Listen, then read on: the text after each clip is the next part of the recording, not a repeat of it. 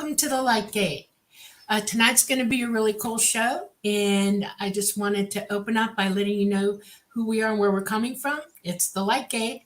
We're coming to you from the United Public Radio Network in the beautiful city of New Orleans at 107.7 and the United Paranormal Radio Network at 105.3 FM. We're on Roku, and I'm sorry that y'all can't see us, but we will endeavor to explain everything so you're not left out. And we're on YouTube and Facebook and many other platforms. We hope you have a great show with us, and let's go. Okay, Preston. Hi, Dolly. Thanks very much. I'm excited. We have a good guest tonight. How are you doing, Dolly? I'm good. Awesome. Yeah, me too. I'm pretty excited. And this is going to be our 10th episode, so we're hopefully getting the hang of it a little bit better. But I see lots of people in chat, so I just want to say a quick hi to some of you. There's Doxy. You were here very early, time traveling from Australia. I love that. And here's Robert Allen Yaffe. Always good to see you here. And there's Tammy. Hi, Tammy. Wait. We won't make you wait too long. Sorry. Probably you've heard that a million times. So I apologize for that. But there's Ruth Kleber. Kleiber? I think it's Kleber. I'll go with that. You can correct me, Ruth, if I get that wrong. Hi, Dawn Curtis. Awesome to see you. Louise, I've seen you here before, so thank you for joining us. And here's Janice Connett. Thank you for coming. I'm excited to see you all here. Tommy G, Night Gazer. Alex G says hello from Texas. Christopher Harmon. Really cool to see all you here. Great Troll. I definitely recognize you. And Real Badger. Let's see, who else do we got here? Chad Smith Podcast. Awesome. Thanks for coming. Debbie Majeski. Scuba Maru. I know you well, at least through YouTube. Delina, Terry D, Night Gazer. Nancy Thames. Hi, Nancy. There's a lot of you here. 1R Wedding. Golden Boy says hello from Poland. That's awesome. And here is Chris Space Team. Raul, Jesse Melendez. Well, I could say hi to you guys all night long. So I am just going to dive into our show because we have a very exciting guest. This is someone that both Dolly and I know pretty well. She has her own podcast, which we've both been on. And I know she has a lot of really interesting experiences. And her name is Karen Holton. So she is, let me just read her bio here, an experiencer, an exopolitical activist, an ascension coach, and more. She's actually done quite a few things, really working very hard for the good of all humanity. She's part of the Forbidden Knowledge News Network, and as part of this, she hosts the weekly podcast, Quantum Guides Show. That's the show Dolly and I were on. And this show is aimed towards the newly awakened and for those who are awake, but may be socially isolated by their alternative beliefs. I know what that's like. My family thought I was crazy when I started talking about UFOs and out-of-body experiences. It was a bit isolating. I could have used Karen. Karen also hosts the new podcast, Aliens and Angels, which focuses on personal paranormal experiences. Karen has spent more than a decade researching and educating the public about the nefarious global agendas here on Earth. And we all know that that's a real problem. But soon after, she did receive a spiritual download and as a result created the Quantum Health Transformation Program to assist others to heal, evolve, and thrive. And this is actually available for free on her website. She has got a lot of stuff out there to help people.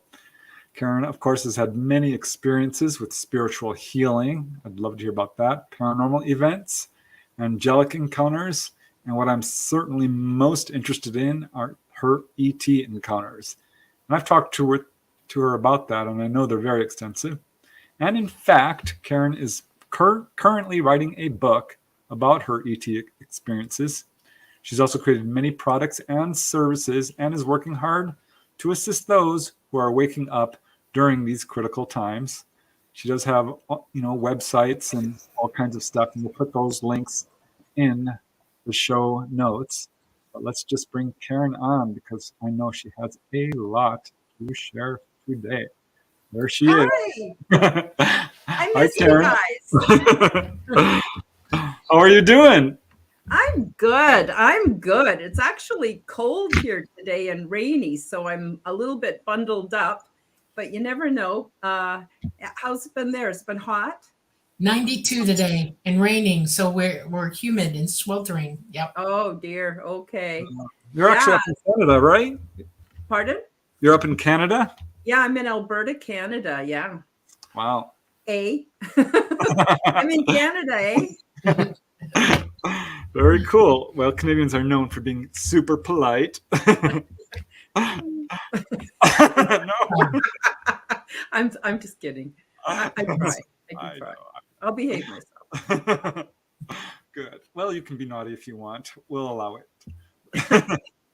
So yeah, we do have a lot to talk about, and I'm not sure where to start because you've done and experienced so much. But I always like to start with childhood and the first glimmerings of the supernatural and ETs and how you kind of started on this pathway to what you're doing today. Mm-hmm. So, you know what I mean? What was the first thing that sort of made you go, is this normal? Well, I was very young when I started having paranormal experiences, and I thought that they were normal, and I thought everybody had them. I didn't know that they were paranormal experiences. I just always had, I would say the most common experience I had was knowing that I wasn't alone in the room. I knew that there were other beings that were with me that I couldn't see. And but I didn't know what to do about that. So I would go to my mom or family or whatever, and they would say, oh, don't be talking like that. People are going to think you're crazy. Don't ever mention that to anybody. And so I sort of started to self-regulate very early. And then I got involved with churches, and all the churches said the same thing. Oh, it's the work of the devil, and you're opening yourself up. If you're going to open yourself up, then you're not welcome here. You got to just, be 100% for God and this and that. And so I became actually afraid of my abilities and what I was perceiving as real. And it caused me to have a few problems. Like it caused me to become very afraid of the dark, even as an adult. But it was in the... Wait, let's back up a little bit. What were some of these experiences as a kid? Well, okay, I'll just give you a couple. I had a brother 4 years older than me, and he was really a mean SOB. And he used to like to lock me in the closet. It was dark in there, and I couldn't see anything. But I could see the room outside of the closet with my eyes closed. So, wow.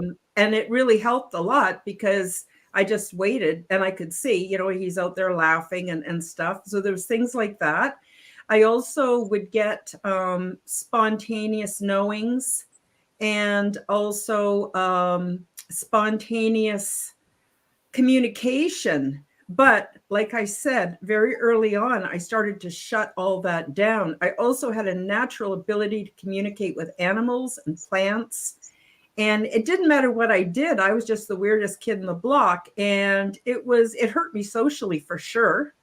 But and then I shut it down. So I would say I was about, I don't know, maybe grade 4. So I'd be about 10 years old when I started going to churches and stuff. And then they really, nobody wants to piss God off. And basically they said, if you're going to talk like that and think like that, God's not going to want anything to do with you. And it was always, the onus was always that there was something wrong with me. And so it was very liberating to quit religion. And no offense to anybody out there who's got a religious affiliation. If it's working for you, great. I'm happy for you. But for me, it really did me a lot of harm. And so, just like a compressed spring after I quit religion for good. And it doesn't mean I'm not spiritual. I totally believe in God. Heck, even the ETs believe in God. That's not a foreign concept. Or a strange thing to believe in, but I just no longer would let humans tell me what God wanted from me. So that left room for me to find out directly what God wants for me. And then I had an angelic experience about the 1990s. I won't get into that. There's tons of podcasts with me talking about it, especially lately. Everyone wants to hear about it. I just don't want to take up the whole show with it. Basically, I'll tell you, it was an extremely low point in my life. You really want to hear it? The first one. I want to hear the first one out the gate. I only had one angelic experience. Okay. Wow. But it opened me up for everything else. So basically, my life was a mess. I was a hot mess, no doubt about it. I did everything wrong, and including marrying the wrong people, and just did everything wrong because I kept going for external advice, external experts. I had no faith in my own ability. So at one point, I had been divorced from my husband. It's a little bit sad, but I'll try to keep it short. And when I left religion, I just sort of opened myself up to I started having all these psychic experiences, just basically spontaneous knowings, things I had no way of knowing, but I knew. My former husband said, well, I think it's time for your children. I had 2 children with him to come and live with me and my new wife. It's our turn to have a try at it. And I thought, well, it can't hurt. And they promised not to keep the children from me. But as soon as the kids got moved down, and it was quite I was on Vancouver Island, they were on the mainland. It was, a fair jaunt to get down there. And then he kept them from me. And my mother, who was I'll just tell you, I spent the last bit of religion. What really did it for me was I spent 17 years as a Jehovah's Witness. And my mother was a Jehovah's Witness. So when I left, boy, was she livid. And so she also wanted to keep the children away from me because I was just demonized. As far as everyone was concerned, I was either crazy or I was demonized. It was pretty harsh. So I fell into a huge my frequency, this is just how I look at it, was very low. I was in grieving and mourning and confusion. And when you leave a religion like that, you're shunned. So everyone says you're dead to God, you're dead to us. So 17 years of community, friendships, everything gone. And I was devastated. In retrospect, it was the best thing that ever happened to me, because these experiences define us and help us to make huge shifts that might not be possible otherwise. But anyway, while I was living in this little place, I kept having the urge to want to kill myself, and in a very specific way. And what's really strange about this is, I'm just going to jump ahead a bit. 2 years later, I met a woman, and she asked me where I lived, and I told her, and she said, oh my God, do you know what happened in that house? And I said, no. And she told me that she was friends with the mother of a man who lived there, and that he had offed himself in that house. And she told me how he did it. It was exactly the same as what I had picked up on. So I think when our frequency gets really low, we can tune into other frequencies and kind of like echoes of what has happened in the vicinity where I was living. So anyway, but that night I had an angelic visitation, and I didn't ask for it. They chose to make themselves known to me. Now I'm saying they because the experience, I'll just tell you very quickly how it went. It appeared as like the stars in the sky in the image behind me, like 1,000 points of light, and it was all flashing out the sides, each point, and it looked like wings, and it looked like angels. Now I'm filtering this experience through my own perceptional arena. And so I don't even know, is it ET? Is it angels? Like, who knows, right? Like there's a lot of overlap, I think, in the metaphysical realms. Yeah, sure. So anyway, and when they spoke, it was like 1,000 voices, but in perfect synchronization, like one voice. And they basically told me that if I wanted to leave my mission in life or my human existence, I could do that. There are exit points. But, is that what I really wanted? And I said, hell no. I said, I just tired of having a shitty life with nothing but problems and not knowing what the hell's going on. And I didn't know at the time I'm also neurodivergent. So I have a little bit different way of presenting and understanding and dealing with information than other people. Well, we didn't know any of that back then. So anyway, I said, no, I just want a better life. And I was 42 years old. And I said, I'm done with this shit. I'm not doing it anymore.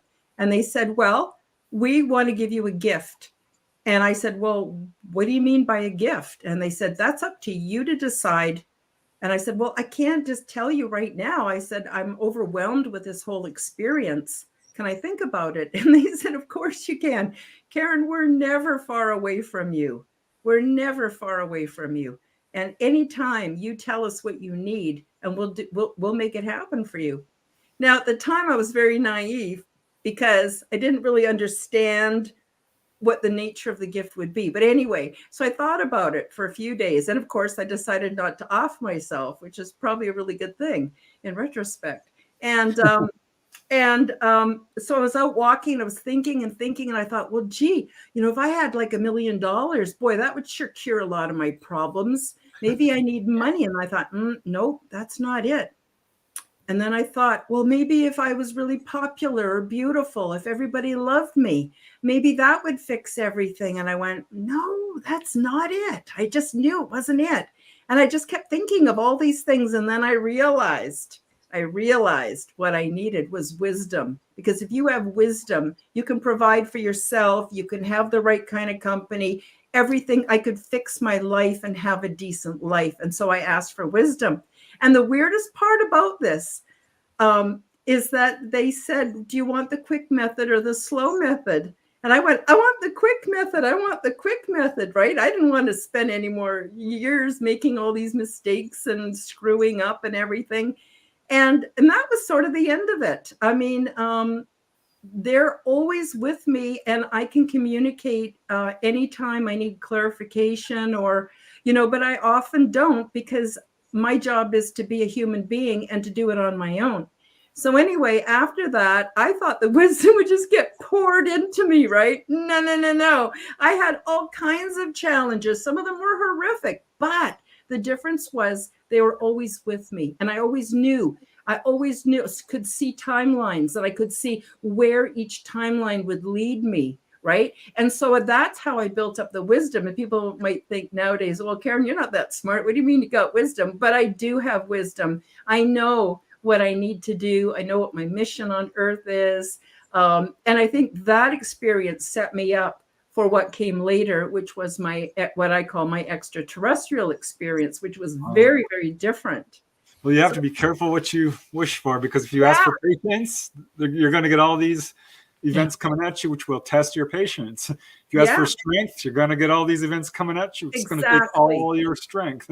Right. And I've talked to a lot of people who've gone through really amazing experiences. One guy was a Mormon, a very devout Mormon, and his religion just didn't support the things that were happening to him. So he ended up becoming more spiritual.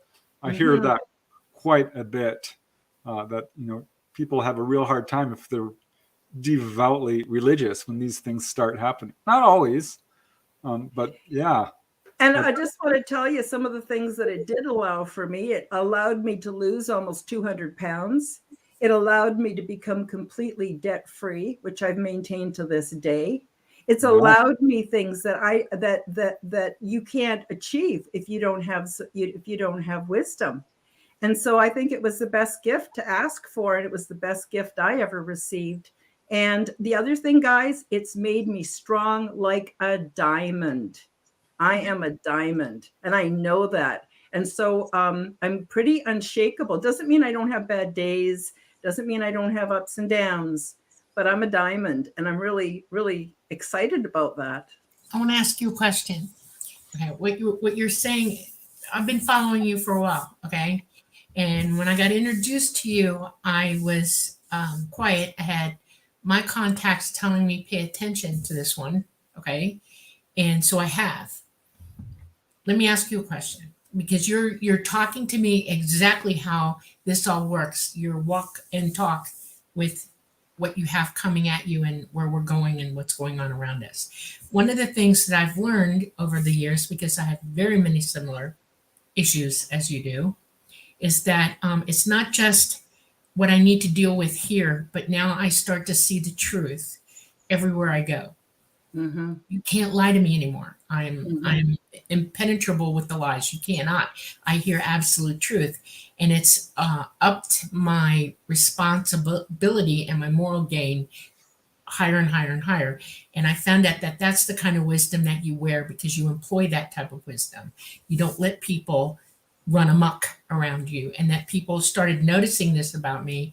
And actually, the ones that really wanted to be cons and whatever or talk bad things to me or use me started to move away from me. They became uncomfortable in my presence. I'm Yes. wondering, are you experiencing that? Oh, yes, I certainly do. And, but one of the things that I've asked for that's part of my wisdom package is to learn how to be gracious and kind to everybody, regardless of whether they're scoundrels or not, because I don't know their story and I don't want to add to the negativity. Yeah. And so I've actually, practiced little scripts that I can use that are gracious and allow people to save face, even, but clearly no is no. And I'm really good at it. And I love it. I love saying no. There's terrific power in the word no. Absolutely. You're a little bit further along with that than I am. I'm just now starting to get that. I'm more of a Valkyrie, and I solve all my problems by just letting everybody have it.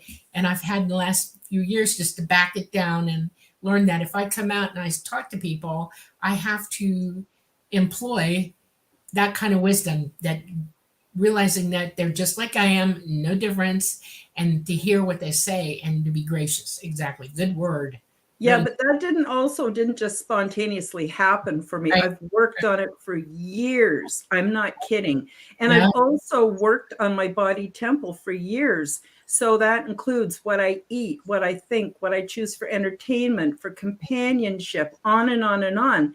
And it's taken me years. I mean, this happened in, I don't know, I would say, maybe mid 1990s. And I've been working on it ever since. I work on it every single day.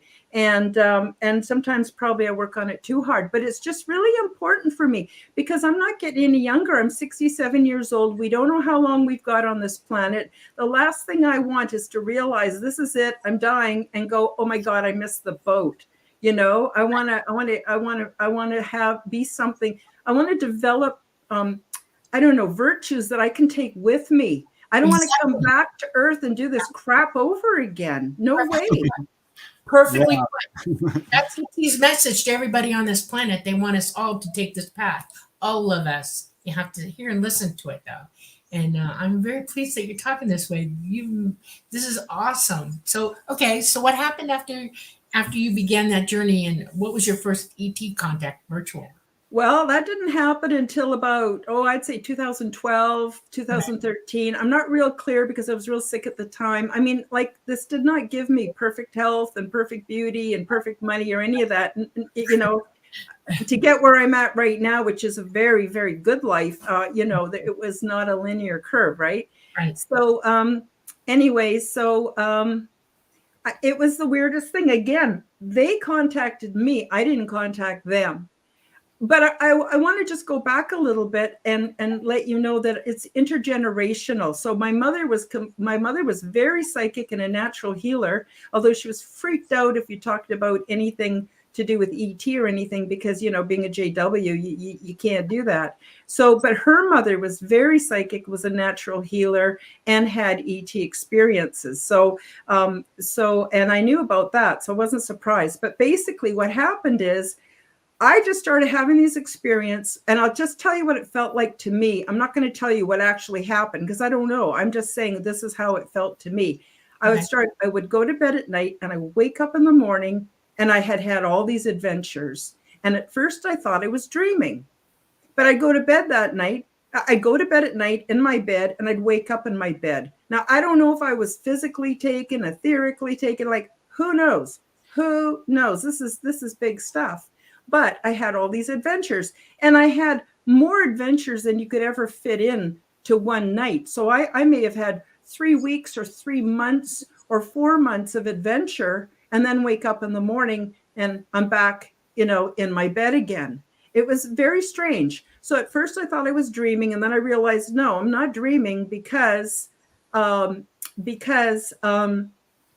when I dream, things are kind of disjointed and kind of hazy and don't necessarily make sense. And I may start off having one kind of adventure in a dream, but then it shifts to something else. It wasn't like that. This was absolute memory. And I thought, well, I wasn't surprised because of the angelic experience I'd had. But at the same time, I actually was a bit much. And so I actually worried that maybe I was just crazy, whatever that means. Maybe I'm I've heard that a million times. completely insane.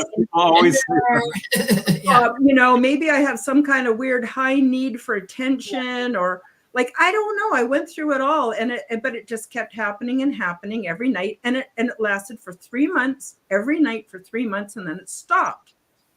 And I think I probably could go back, but I have so much to unpack and to present to humanity that until I get that job done, I don't really want to have necessarily more experiences. And the reason I remember, that was the other thing I was told, is that there's millions of us that are doing this, but most don't remember, because it's very difficult to reintegrate back into human life on planet Earth during these days. Very difficult. I got to tell you, it got to the point after about a month of this, I'd wake up in the morning and go, oh, shit, I'm back. Oh, God.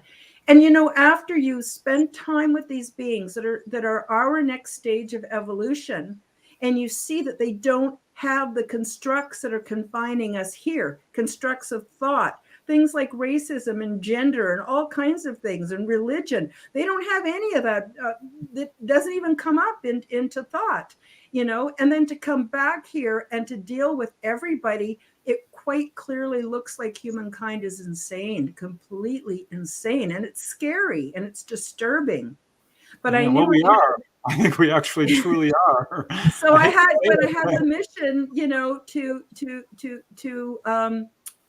just first of all, it took me a couple of years, guys, to unpack this in my own mind, maybe longer. Even now, sometimes I'm still unpacking it, because it's huge. It's so huge. It's very can be sort of disorienting. So what I did from that point on is I told a few people, and everyone was just kind of going, yeah, well, that's Karen, ha ha ha. And I just stopped talking about it, and I actually stopped even integrating myself into my community, into my neighborhood, and even my family. I just had to sort of go, okay, I'm a stranger in a strange land when I'm here. It's the other life that's the real life. That's the life that's meaningful and makes sense. So then in the midst of all of this, I got what I'm going to call a download, which was a packet of a lot of information that I also had to unpack. And I took that information and I organized it into what I call the 9 Steps to Quantum Health Transformation, which is an absolutely free program online. And it's everything we need to get ready for contact. And I can talk about that a little bit later if you want. But so I had to organize that, and there's so many things I had to do. Change my diet, and then a little later I'd change it again, and all kinds of work. It's been really a lot of work, and but I'm not complaining, because I am so satisfied with my life. I am so satisfied. I'm working on my book, and I told Preston 2 years ago I'm working on my book, and then I get stalled. There's reasons for that, but do you consider part of this process that you're going through is actual personal healing for you? Oh, absolutely. There's no separation between my personal healing, my personal evolution, my experiences, my training, on board the big ship. I call it the big ship. My relationships with other beings, my relationships with humans. There's really for me, I don't see any separation. Everything affects everything else, and it's all connected. Right. Absolutely. So you skimmed over a lot of what's going on here, because I know there's so much. I mean, we've talked about it. You have a lot of really amazing details to your experiences. So you're going on all these adventures, and first you're thinking, oh my gosh, is this dreams? I remember Dolly definitely mentioned that when she was a little girl. But this was when you were, not too long ago when all this started, right? So had you gotten any sort of physical manifestations, and like by that I mean any evidence that this was physical, any UFO sightings, any like waking up in the wrong way on your bed or something, you know what I mean, or anything Yeah, like that? I mean, I have seen actually maybe 3 or 4 different kinds of UFOs. And and what's weird is that why would I look up to that exact spot in the sky at that exact time to see them? So I think there's a connection, right? Oh, I'd love to hear about a couple of those. Like, what Okay. did you see? Yeah. Okay. So You don't mind. okay, I'll tell you the coolest one. The coolest one is I was driving from Victoria on Vancouver Island up to Courtenay. So it's kind of like the southern tip to the midpoint, not quite the midpoint of Vancouver Island. And I was driving up at night, and the highway winds along, most of it winds along the coast. And I was getting kind of sleepy, and I pulled over on the right at a rest, sort of a rest, not really a rest stop, but a place you could pull off the main road. And I was just taking a little rest, and I was looking out towards the water, and I saw 2 lights that looked like headlights. And I thought, oh, there must be an island or something, and there must be a vehicle there that's facing me, and they can see my lights and I can see their lights. That must be what it is. And I didn't think much of it. Then I got back in the car, and I'm driving up island, and these 2 lights follow me. Well, there's no way there was any little island long enough that they could still be 2 lights facing in my direction for me to see visually. And they followed me all the way up to the next town. And the next time I drove down island again, I looked, and there was no island out there. There was nothing out there but water. So that was pretty cool and pretty, I don't know, obvious that it was UFOs or a UFO or whatever, something with two big bright lights on it. Wow. Yeah, that is cool. It's pretty cool. Yeah, and another time I looked up, and I wasn't sure what I was looking at. So I was kind of squinting and really looking up there, and I realized it was a cigar-shaped, kind of silver in color object. And then at the right-hand nose of it, all of a sudden there formed a rainbow-colored, like a disc, a rainbow-colored like a disc. And as it went into the disc, it slowly got shorter and shorter because it was disappearing inside of this rainbow disc. And the rainbow kind of came out and covered it. And as it went in, it just sort of dissolved, and then the disc disappeared. So it'd be like looking at a disc sideways, like just the narrow side, and then it disappeared. And I thought, my goodness, that is cool. Were you over land or over water when you saw that? Land. Okay. It was over land when I saw that one. And then the third one that I saw, well, I've also seen orbs, but I don't really know what they are. I'm not sure what they are, so I don't class them as UFOs necessarily.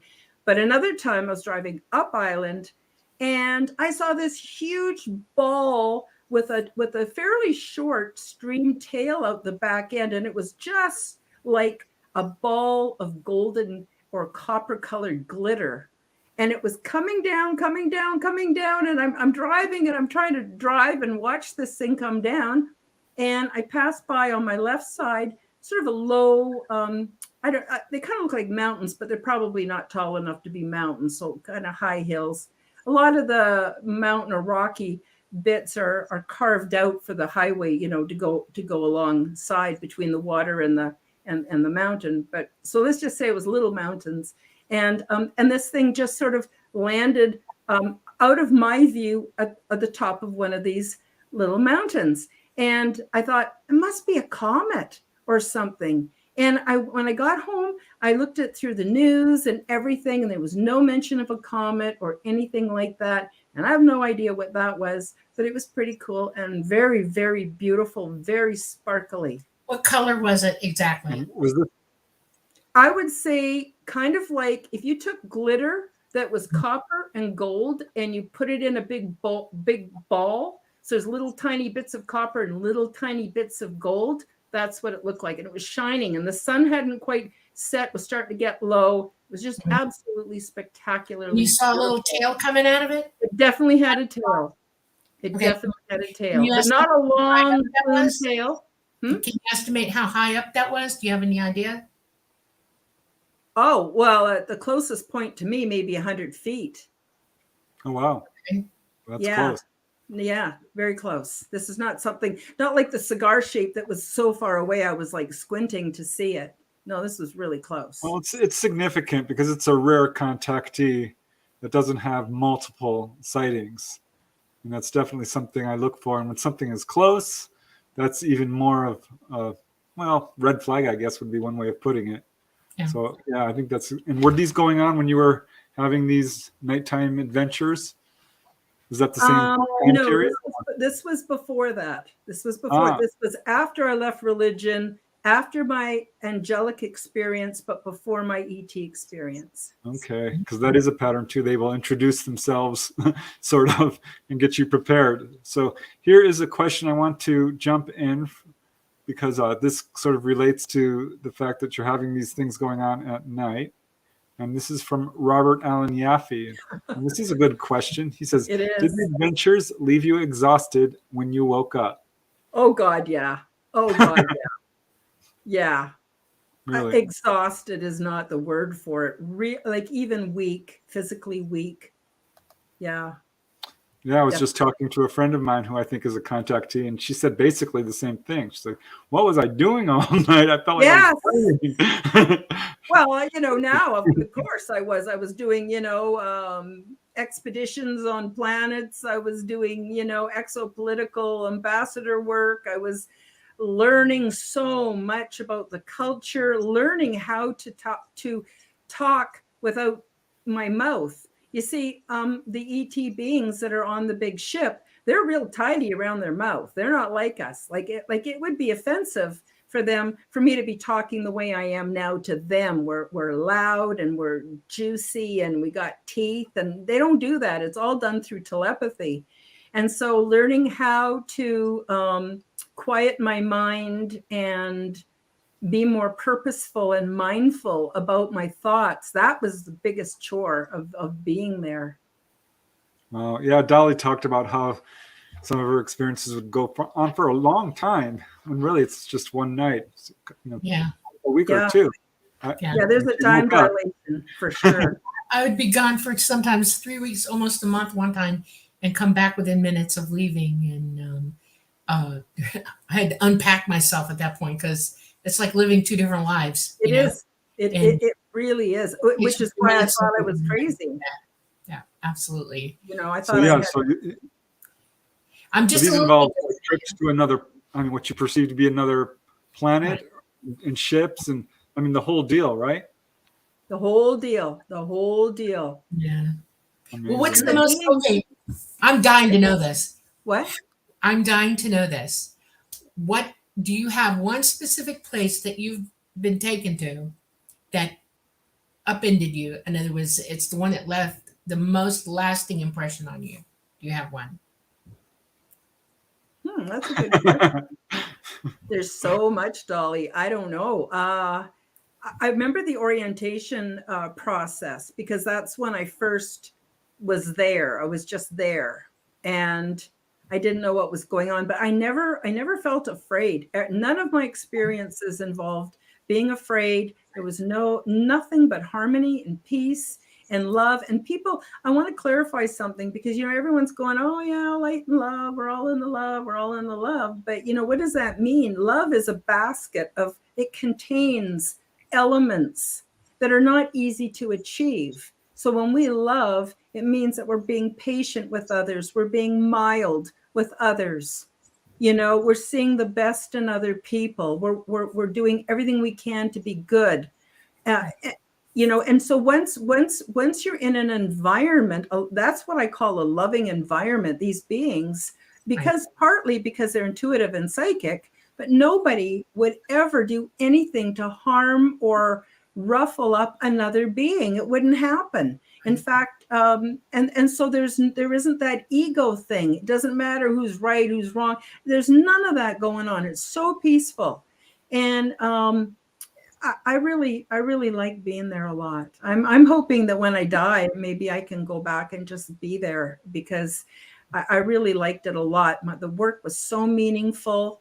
Do you want to know the different kinds of work they do up there?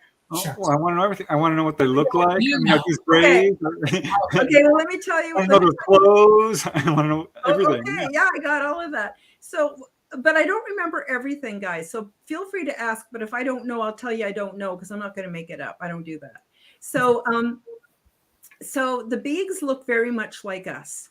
Most are taller with larger frames. You know those pictures of the Anunnaki and stuff, you know, where they're super buff and they got the big beards and they got the big curly hair. Okay, well, they don't all necessarily even have hair. Well, some just don't wear their hair, but most of them are built like that. They're majestically beautiful. They're so healthy. They're so incredibly healthy. There's no sickness, you know, and they live for about 500 years, but procreation and partnering and all that stuff all takes place within the first 100 years. And the other 400 or longer or less, depending on what they want. They don't get old and sick and die. They just, when they've had enough and they want to move on to the next course, then they actually create ritual and ceremony around the passing, and you choose when you want to pass. But anyway, getting back to what they look like, but there's definite differences. And I'll tell you why. People say, well, where are they from? Are they from the Pleiades? Are they from this or that? No, they're not from any of those places. And the beings are from many different places. And I'm just going to call them places, because that can include also what I think are interdimensional realities. Preston, I sent you an image. I don't know if you can share it or not, but if you can't, that's okay. But if you think of a Venn diagram. Okay, so if you look at here, we have A, B, C, D, and E. Each of those ovals represents a dimensional reality. Now, this is also a really good template for why I think on Earth we can see, you know, Sasquatches and fairies and things. I think that there are places where there's overlap between dimensional realities. So Dolly and I, maybe we share the places where A and E connect and overlap. You know, okay, before you go on, let me just describe this a little bit for the people who are just listening. Oh, yeah, good idea. Yeah, because what we're looking at is about 6 or 7 ovals that are sort of in a Actually 5. Yes. Yeah, and they overlap. Yeah, a daisy sort of pattern, and they're overlapping. In the center, there's oval A, B, C, D, and E. It's a good schematic to describe the fact that we're in a mainframe in this galaxy or our universe. Within our entire universe, there are 12 dimensions, and we overlay one another. We're all in the same space. It's just that you here in the third dimension can't look into or behind you into them at all. They can, though, outside of us, because they don't have space-time like we do. They can see through at us. They know we're here. They can communicate with us as well. People are walking around with, like, you know, guardian angels. It's really an interdimensional being that lives with you and watches over you a little bit. It's an interesting. Yeah, well, this shows how these other dimensions aren't far removed from us. Right there. We're right here, overlapping. Yeah. So yeah, I like this, and it's beautiful too.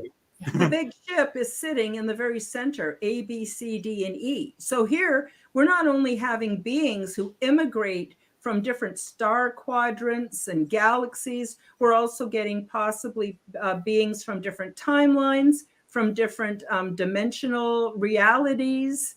So that's where the ship is. And the beings are not from any specific place. So they immigrate and they live aboard the big ship. Many of them were born on the big ship. And there is also, partnering, or what we would call marriage, between beings from different backgrounds. And so you can't, they're just so far from a homogenous group, it isn't even funny.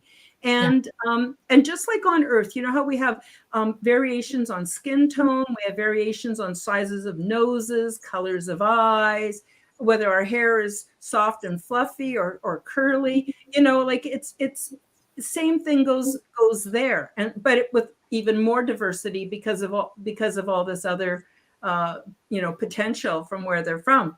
So I thought there are some that are actually shorter than us, and they do have different cultures, but again, because they live by a love harmonic, which is very respectful and very peaceful, there's no conflict. We can accept each other for the way that we are, and it's nobody's made fun of. There's none of that because they're not insecure. Like, it's just so beautiful to see what our potential is, and to come back to earth and to see everybody backbiting and arguing. And it's so sad. It's so sad. I don't think it's everybody's individual fault or failing either. I think it's what's happened within what I call the matrix or the construct. And when we learn to step outside of that construct, that's where the true living is, and there isn't competition. So I've learned so much from these beings. But anyway, I'm going to tell you about two of the more unusual kind of people that I met, and I'm calling them people because they're my friends. They're my people. I feel very connected to them. So one group have a way of picking up patterns on their skin. So, for instance, on Earth we have octopods like octopus, and we have those little lizards, and whatever they're over, they pick up the pattern and the coloring of that. They have little sensors in their skin. Well, it's cells that actually have photosynthesis in them that can actually turn on a color with an enzyme. And yes, it's like an array. Yeah. Yes, and so they have the ability, like cuttlefish. Yeah, they can do anything. They have the ability to do that, and from their genetic history. And by the way, births are not regulated, but they are documented, so anyone can find out, where they come from or whatever. But anyway, that I guess they used to camouflage. Well, on the big ship, they weren't camouflaging, but what was interesting is they chose the brightest and very complex pattern on their fabrics for the clothing they wore. And it would pick up a little on their skin, right? And it was just really, really beautiful. So there was that. And then another thing that I thought was really interesting is they had some beings who either their skin would create pigment, or they have pigment, but the pigment can actually move on their face, and it actually gives away their more of their emotional content. So, for instance, if somebody's trying to get someone's attention across the room, they can get their attention and actually sort of like, come here or whatever. Yeah, through a little bit of rearranging of pigment. I thought that was really cool. And I didn't see any giants, but there was like my buddy everyone gets assigned a buddy during orientation. And my buddy, she's quite a bit taller than me, like at least a foot taller than me. And but she had fairly pale skin. They try to match us up to whoever's most similar to us in the beginning till we get used to our environment. And but her skin had kind of like a teal tone to it. So most of the beings we would consider people of color. There's not that many that are as pale as me, but sometimes they would have tones of sort of orange or tones of sort of teal, but basically not a lot of difference, really not a lot of difference than here. What about like food and restrooms and things like that? Oh yeah, as soon as I tell the bathroom story, everybody sort of shuts off and goes, "Oh God, she's making that shit up," because it's no, Dolly. That was one of the questions I wanted to ask. She's like, "Oh yeah, they have restrooms on board." Well, I heard only a few other people describe it, so that's why. Let's do food before we do pooping, because it has to go in that order. Okay. So the food on the big ship grows natural and in every department. It's beautiful. It's absolutely beautiful. So the other thing we should probably get into is the big ship, because it's actually alive. It's actually a conscious being. And Oh, it wow. has We talked about that too. Yeah. a circulatory system, and it has a respiratory system, but the respiratory is what gives us our atmosphere. The circulatory system is what gives us our baths, serves for the deconstruction and reconstruction of everything that we no longer use. So basically every day you end up with fresh clothes and fresh everything. It's really cool. Yeah, they don't do Well, laundry ever. I'll get into that a bit. But anyway, so the food goes everywhere, and you just sort of pick a few things what you want, and you go to the what I would call food stations, and it's the coolest thing. Now the ship itself, it has every capacity to do whatever it wants at any part of it that it wants at any time. I don't know whether it's nanotechnology or what. So we go to the area where we want to prepare our food or where we want to eat, and it's just like this system comes up from the floor and just forms. It just forms very quickly right in front of you. There's no pixelation or anything like that. It just comes up and it forms. It has both heating and cooling, and everybody just lies around because when you lay on the floor becomes extremely comfortable and sort of pliable to your body shape, right? And it's kind of like the old days of the Romans where they would sit around on these cots and eat. That's how we eat there. But anyway, different beings take pride in doing different things. Some make what we would consider cheeses, and some make fermented things and sauces, and they have their little speciality. And because everything's abundant, you don't have to pay for anything. Everybody just shares everything. And so the food was just a fabulous, fabulous experience. And generally we would eat one full meal a day with probably another one that was more of a social snacking meal. We didn't eat a lot, not like we do here on Earth. And so that's the food in one end and out the other. So the bathroom I discovered in orientation. So, and this is the other thing that's confusing about my experience is I had absolutely physical experiences there. Right. Even though I have no evidence that I was physically there. Like, I know that's weird. So in orientation, anyway, my buddy, she was really kind. So anyway, after I met her and stuff, then we went down this corridor, and I'm going to tell you the shape of everything is different than here. It's not all cubicle and square the way we have it here. In West Coast Native art, they have a symbol called an ovoid, and it's not a circle. It's kind of flat on the bottom, and then it kind of circles over the top. It's a really beautiful basic symbol for their artwork. Well, that was sort of the shape. When you go down the corridors or you're in the rooms, they're all in that shape. None of them are square. There's no corners anywhere that I saw. So anyway, so we're going down this corridor, and then she turns to the wall, and I'm looking, and all of a sudden just a door appears, like not a door like what we have, just an opening. And we went in, and then the opening just disappeared. It's so cool. So everything becomes what you need. You see, the ship is also psychic, and it's conscious. So it knows what you need and where you're going, and it just provides it.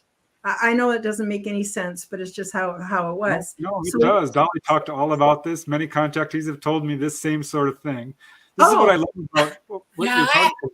I asked Talana how come there are no square rooms. I was like desperate to find one when I was a kid. Why? Why can't you do that? And he said it's not economical for me to do that.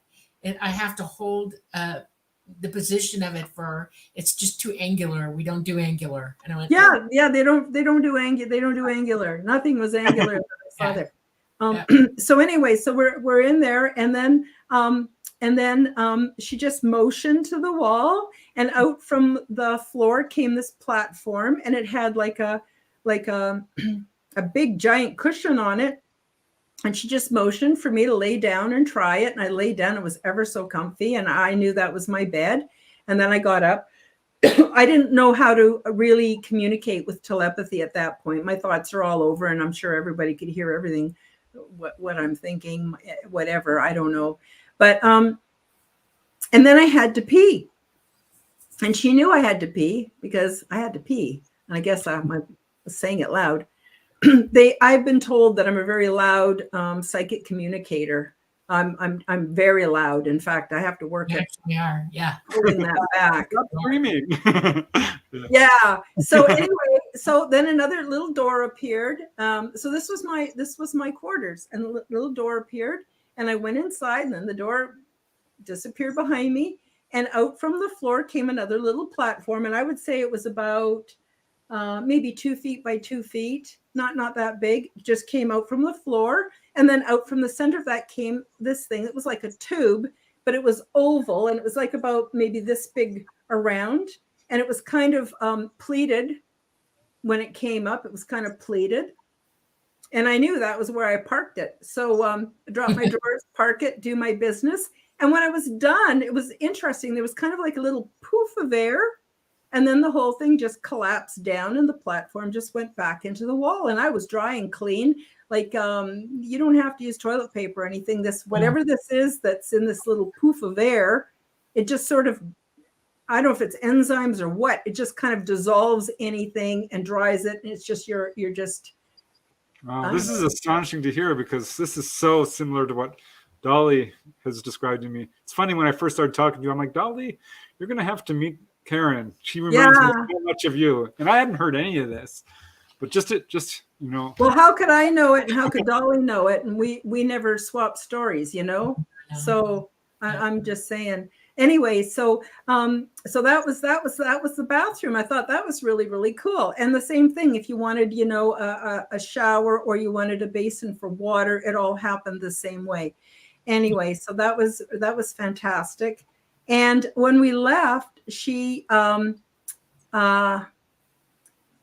didn't tell me, but indicated, I guess, because it's telepathy, that I should think of something that I like from home. And I was thinking of a bunch of tulips that were different colors, and the image of that was then on the wall, so I knew where to find my quarters if I came down there without her. And she stayed with me like 24/7 until I was really comfortable being there on my own, which she slept next to me, everything, until I felt really comfortable.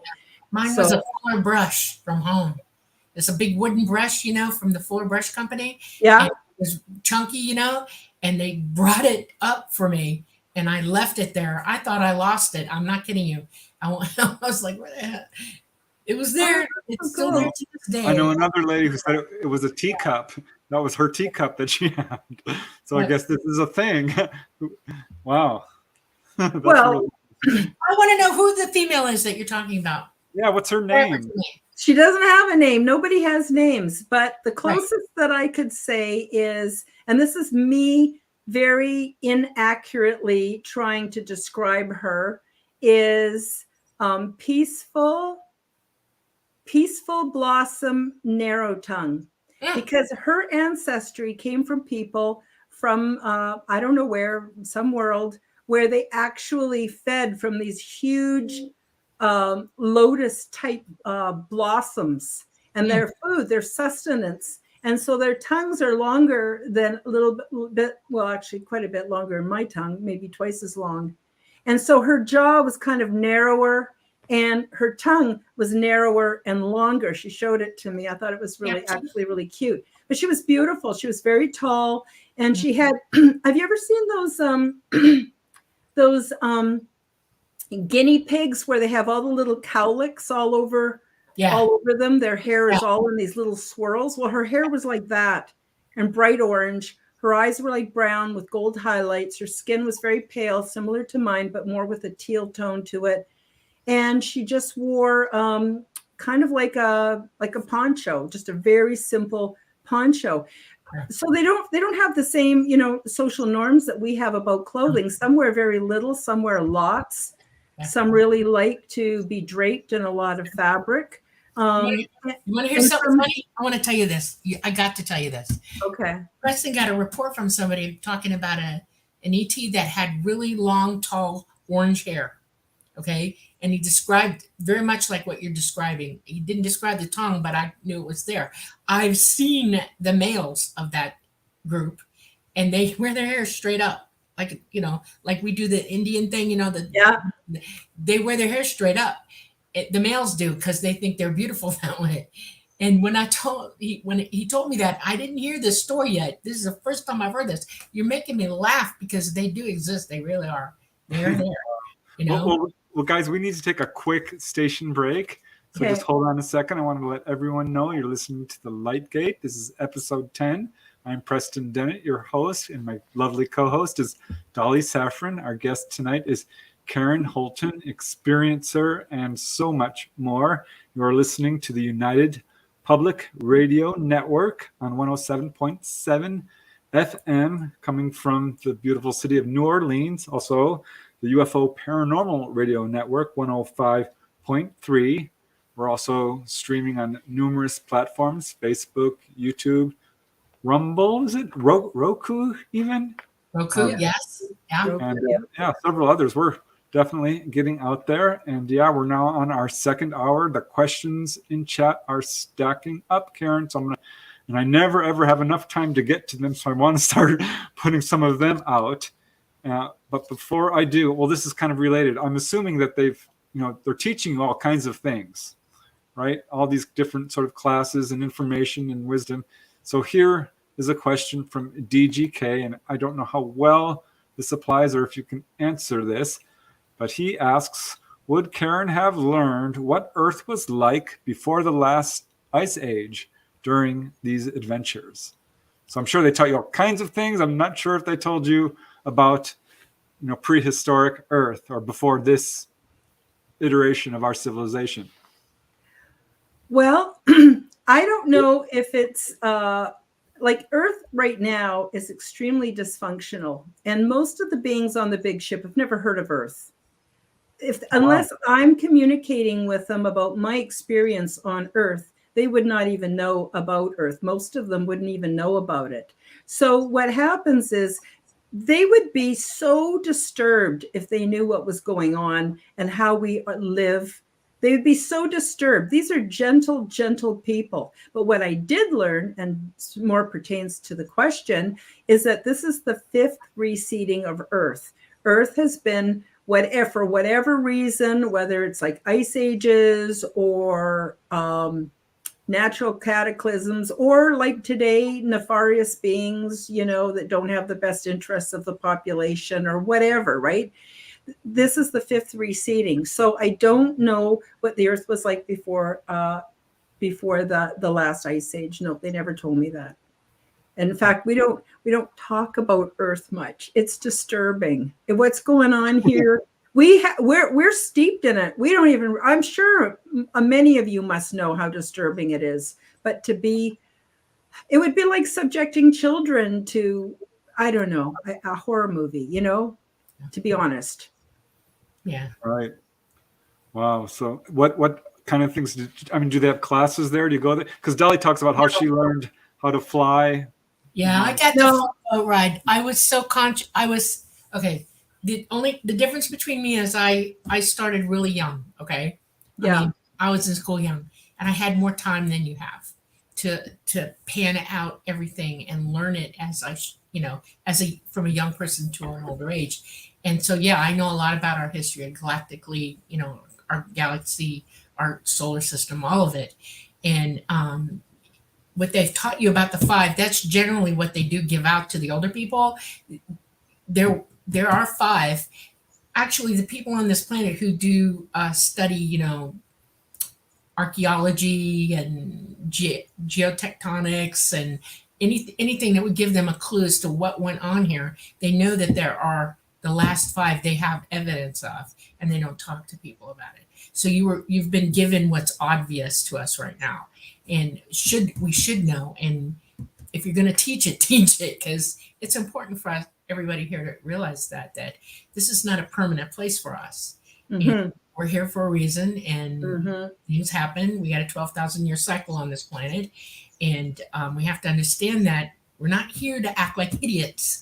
We're not here to hurt one another or not be able to communicate, and we don't communicate. We use language, and it's not specific enough. It doesn't give you what you've learned, volumes of information all at one time. Concept is just gone for people. Common sense is gone for people here. Truth is gone for people here, and it's because they don't communicate. with their minds, and they should. So, but Now, yeah, you got if the we all fire. had telepathy, it would be such a different world. And that's Right. what's so amazing about where you're having these Well, experiences. we do have it. We just have had it shut down and had it replaced with language. Exactly. And, That's fair. Yeah. Yep. in my opinion. Yeah. But I was going to say the learning environment is very interesting. The other thing I want to tell you, it's nothing like being like, I love one of my favorite science fiction series and genre is Star Trek. Well, it's nothing like Star Trek. In Star Trek, you've got all these people sitting at stations with screens and they're touching all these dials. There was none of that, absolutely none of that going on there. And we had quite a bit of free time, but we had different ways of learning. So the primary, I would say the two primary ways that we learned is one through our tablets. And I know this sounds quaint because we have tablets here, but these look like sort of plexiglass or glass. They're fairly thin. They're a little bit rounded corners. They're all rectangle shaped. And there's no dials or buttons or import docking, anything like that. It just looks like it's an inanimate piece of glass. But on it, we can either look at things in 2-dimensional or in 3-dimensional, more like a pop-up hologram. Right. But the other thing that was really cool was don't confuse it with what we have here on Earth. You know how on Earth they have that virtual reality where you put on the goggles? Well, it wasn't like that. It was like just a little band that went around, put it on the back, and it went around and it sort of stopped here, just like a little band. And at that point, it helped us to communicate directly with the big ship. And the big ship had a thing that it's similar to what we have here called the cloud, where all the information is there and we could just access it. So it'd be like reclining, putting this on, and kind of like lucid dreaming. And that's how we would learn. So for instance, I was training to do botany work. That's the other thing I want to tell you, the primary purposes of the beings on the ship. One is to host the exopolitical meetings where all kinds of beings come together and make decisions on, courses of action. I don't know, it could be anything. And I have the least amount of memories from that kind of work, but I know I do that kind of work. I still do that kind of work. I don't need to remember it. It's something that I just go and do, and it's very etheric. But the other experiences were very physical. So then there are the beings that are just, they act as hosts and they act as crew, to the big ship, and they live there and they interact with some of the other big ships. And there's a cross kind of updates and culture and different things like that. It's very, very, a lot of emphasis put on culture.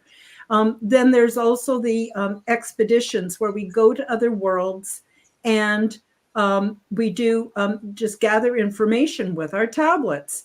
And when we do that, we stick to a very small area. The area is quarantined. We have no interaction with the animals. We just gather information. And we go through the actual experience of being on the planet and what it was all like. Later, when we're back on the big ship, it's all put together into a giant kind of a holographic representation of the biosphere. So they're very ecologically minded. And they would never just take people, like, for instance, on Earth right now, if there was a comet going to come and exterminate humans, they're not going to just evacuate everybody off and put them into these beautiful, pristine worlds. Not until we evolve to the point where we're trainable and we can live in harmony and peace. If we can't do that amongst ourselves or even within the families, our families of origin, they're sure as the heck not going to put us into these beautiful places. So there's many, many, many, many worlds. They have everything except humanoids. They've got the fish and they got the plants and they've got the atmosphere and they've got everything.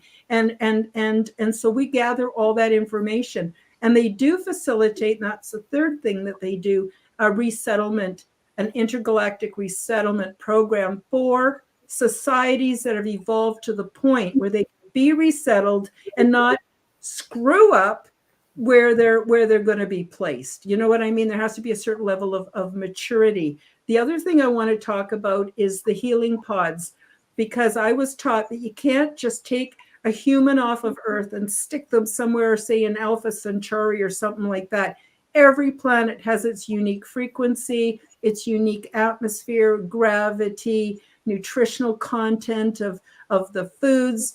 Everything is a little bit different. So I was shown in my orientation this huge room, like more like a huge auditorium, like the size of a baseball field, football field. Now remember, the ship is so large, it hosts millions of beings, like a New York or San Francisco, like a huge city. Okay. So anyway, we went in there and there was all these sort of bean-shaped pods everywhere. Some were as short as like 5 feet long, and some of them were really long, like 35 feet long. So I assumed they were for giants. Anyway, we went up to one that was about my size, a little bit bigger, and she just motioned to it and it opened up kind of like a clam.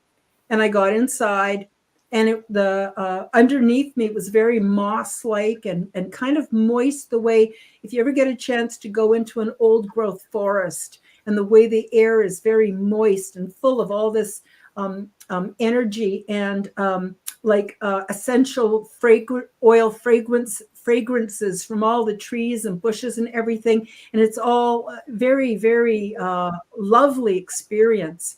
Anyway, so the lid came back down. And to be honest with you, I fell asleep. I have no idea how long I was in there, but it was a very, very beautiful experience. Then it would open up and I'd get out and I'd feel like $1 million.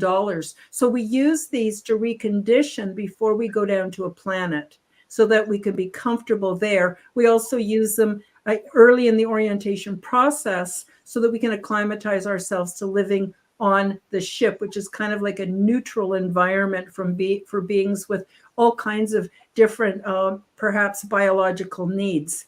So that was just sort of how that happened. So I wanted to mention that because I think it's quite important. There's a lot of people who claim to travel to a lot of different planets and stuff, and I believe them. Why wouldn't I? I don't know. I don't necessarily expect people to believe me, but I suspect they would spend some time in these healing pods to be conditioned so that they could go and do that. Right. So do these experiences evolve as you went on? And I know you're writing a book, but Robert Allen Yaffe has this question. So do you enter your experiences in a journal? No, I don't. I just go straight from memory, which is partly why I'm doing the book. And that's partly why the book isn't done, is because I don't always have instant recollection. Sometimes I'll think about something and I go, yes, that's what happened, right? Because then I remember. It's not, because that'd be a lot of information to be packing around in my conscious mind all the time. You know what I mean? So, and in the beginning, I thought I was dreaming, and then I thought I was crazy. And then it took me a couple of years. I was really disoriented for a couple of years. Like when you have an experience of this magnitude, you don't just wake up and make your coffee and hang out with your friends and go back to your old way. Your whole life changes. Your perceptual arena, everything changes. And I wish to hell I had written it down, but I didn't. Well, that kind of speaks to this question coming from Dana Matthews, which is certainly what Dolly has described to me. Are you able to compartmentalize all areas of your life with all this going on? And do you feel peaceful about it? So you're saying it did cause strife in the beginning, but how do you deal with all this? Since I learned how to exit the construct, it's a lot easier. So let me just tell you, I am not normal in any way anymore, and I'm never going back to the way I was before. So what happens is I don't need to compartmentalize it. What I do is I live very much in the present moment, in the now. And so if I get a memory or something comes to me, then I think about it. Otherwise, I might be working on one of my character defects or something like that. Like, it's a very different reality when you step outside of the construct. And the more you do it, the more addictive it becomes, because you're just in that present moment. And so it's just beautiful. And you look out the window and there's birds. I mean, at 7:00, I have to go and meet with Preston and Dolly because I got a show tonight. There's some of that for sure. I have to keep a journal, a day timer, right, to keep track of what I'm doing. But most of the time I'm in the flow. I'm in this amazing flow. And what's so cool about it is you can actually expand time and contract time depending. I know every bird in my yard. I know their little personalities. They got their little dramas going on. Like my life, I'm not thinking about politics. I'm not thinking about, oh my God, what does my butt look like in these jeans? Like I do not have normal thoughts anymore, because that's kind of the matrix and the construct that keeps us confined and keeps us from being free and discovering what's on the inside. You're becoming a very wide open psychic. Every day is a new journey. Oh, so a new event coming in at you, different thoughts. Yeah. Well, it's like a smorgasbord in front of you, and you can go this way or this way or this way and experience so many things. And it's weird because at some point you realize you're looking into other dimensions with your own mind. Yeah. You can go anywhere, and you can do, and you're not imagining it. I mean, you are and you aren't. Like a lot of people don't get what the pineal gland is all about. The pineal gland is actually, can I talk about it just for a minute?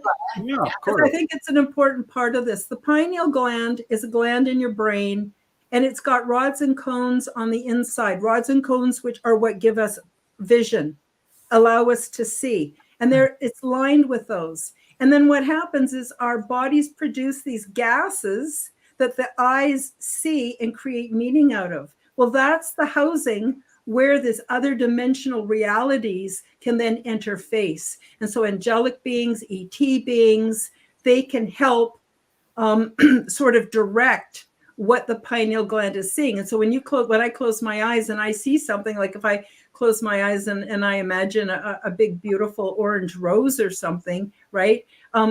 That's because this is what I'm seeing inside this little gland. Is the coolest thing. I want to give you a heads up. Okay. I'm going to teach you something you don't know. Okay. You're due. You're due. You need to understand this. Your pineal gland is part of your endocrine system, and it does perceive light and dark. It knows day and night. It regulates your circadian rhythms, but it does something else. It is a transponder. It is a receiver of brainwaves. It also receives the thoughts and brainwaves of other things outside of you.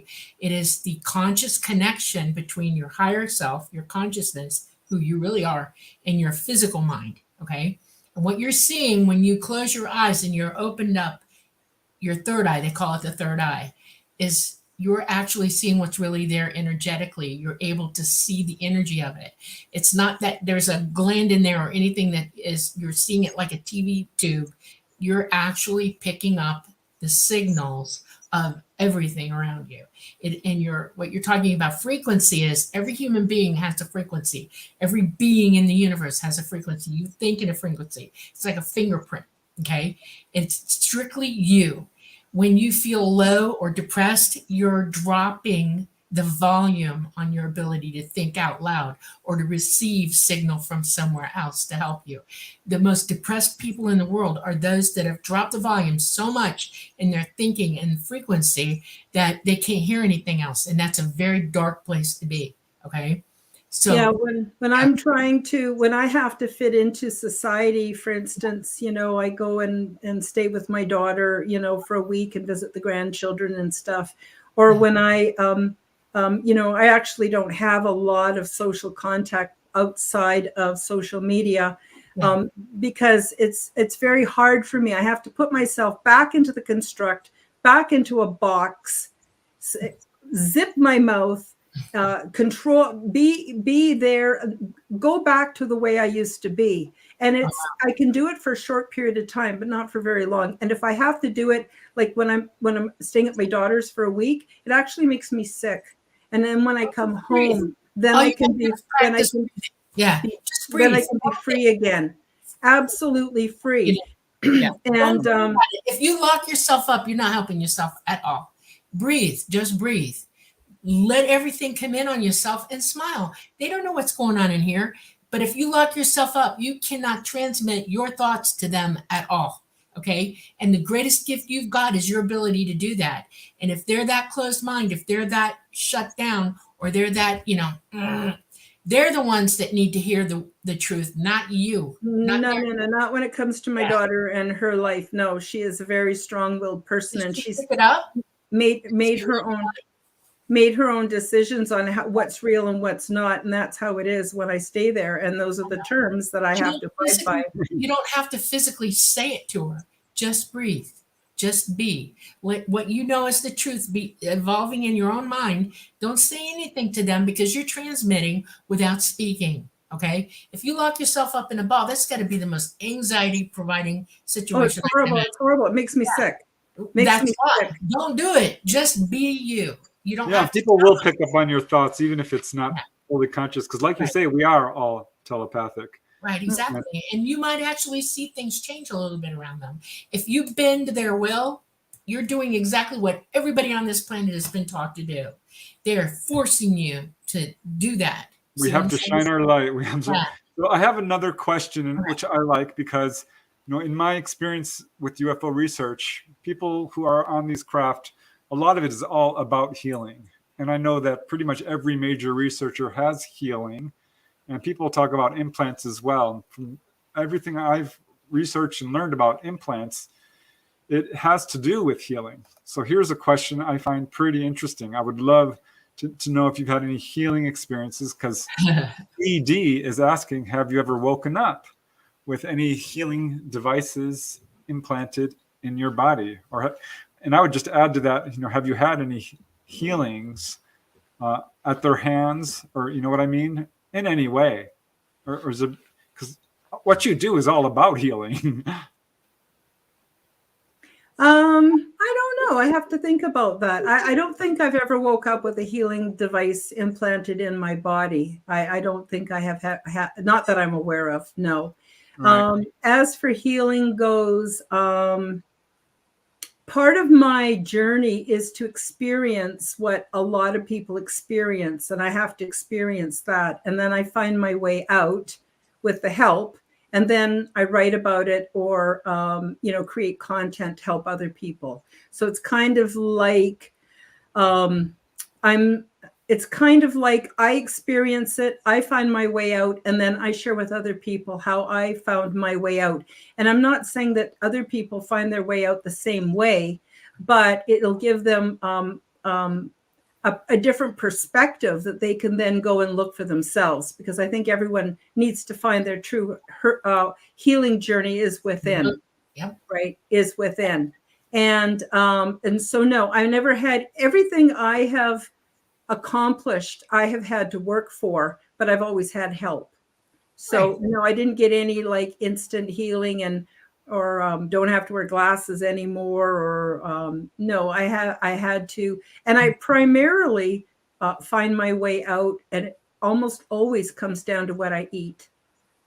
And because I'm so sensitive, I can't eat what other people eat either. I have to be very, very careful on what I eat. So I don't fit into the construct at all anymore. Not even food.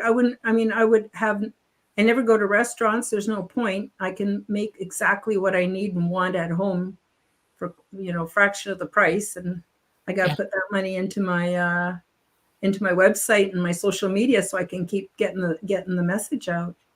Right. So you're writing a book. How far along are you in this book? I'd say about 70%. One of the problems I'm having is I'm using Microsoft Word, and it keeps trying to grammar correct me. And it really upsets me and confuses me because I want to use my own creative license as I describe things that we don't have necessarily language for. So it's not going to come across necessarily the way perfect grammar is supposed to be. But it's even worse than that, because it's like they want to dummy me down to very basic sentence structure, and I don't get to use my creative ability. And so I'm struggling with that all the time. Even the spell check can be annoying. Have you tried Dragon? Pardon? It's called Dragon. No, I don't have good success with Dragon. I don't know if I don't talk right or what, but when I've tried Dragon Naturally Speaking before and just talk into it, no, it doesn't. There's so many mistakes that I just get screwed up. The other thing too is, like I told you, I'm neurodivergent, but I also am recovering from a brain injury. And so it's very difficult for me to, what I think and how it comes out my mouth is not necessarily the same thing. And so, when I'm typing, when I'm typing, sometimes it takes a fair amount of effort to get it to be, and I want it to be as close to my experience as possible. Do So what my that's dad sort of a did. hold up. My dad was neurodivergent. He was dyslexic. Okay, he couldn't read something and get it. He had to read it into a tape recorder and then listen to it. Okay, but you Yeah, my can use reading skills are very, very, very poor too. What it is I don't generate yeah. the imagination images of the words. I look at the words and I have to literally Okay. define what each word means in order for me to read. And then that takes all the joy. I just want to throw the book out the Well, I'll give window. you a better Don't platform. do that. So, Get a tape recording system and talk into the system. You speak it and find somebody to transpose it or whatever, put it onto paper for you, and then you go back and you have a computer system that just reads it out. It reads the book after you've typed it in, and then you can hear what you've written and then make corrections as you go along. In other words, it's a little couple more steps, but you can speak into a tape recorder, have somebody put it on paper for you, word for word, and then you go back and let a computer read it back to you so that you can see where you need to make small changes. I think you do really well doing that. Just keep at it. I know from having written I'm both. just going to keep at it. I'm going to Don't just give up. I'm just going to keep at it, and I'm just gonna keep at it. Yeah, and All right. I'll get there. So I have bunches of questions stacking up. So okay. here's another one. And I know you mentioned orbs, so maybe Dolly could comment on this. I have my own opinion about orbs. I think there can be spirits and ET as well. But Olivia asks, I would love to know what the orb is, because I just had an experience in my hotel room at Contact in the Desert in Indian Wells, California, and all I could do is watch it drift from the TV to the door. And you said you've had orb experiences. Yeah. And you're like, what are they? I haven't had any for probably a few years now, which is interesting because I used to see them all the time. But what I think they are is okay. So we live in a three-dimensional reality. So we have what you call an X, Y, and Z axis. Axis, AXIS, axis, right? So if you go to a fourth dimensional, you might have W, X, Y, and Z. Well, we don't have the W here. So I think the orbs are things that are that we're not seeing their true form. We're just seeing as if we dipped our toe into a lake. Only our toe would be in the lake. We're only seeing that little tiny representation of what that is. And I think Lala Bright, I had her on my show not too long ago, and she thinks that it could be things like ancestors, because or family members that have passed, or friends, or could be, all kinds of different things. And that's how they make their presence known. That's what she says, but I think it sort of fits. My experience is that I had to learn while I was in training to be able to fly with the craft. Okay, the pilot knows all the coordinates. We're trained to go somewhere and remember it exactly where it was, and I have an eidetic memory. I can remember every marker. I don't even know how to explain that, but there's frequency and markers and transmitted places that I can reach because I know the numbers to it. I know the frequency of it. And if you ever knew what a monolith was, they're transponders and they're beacons for us to go to places, and I can tag one and get there. In this process of learning to join with the craft, the mind of the craft, the being that's in the craft, I had to learn how to remote my consciousness out of without going OBE out of my body. I just remote my conscious mind into, it's like a electromagnetic orb, giant ball.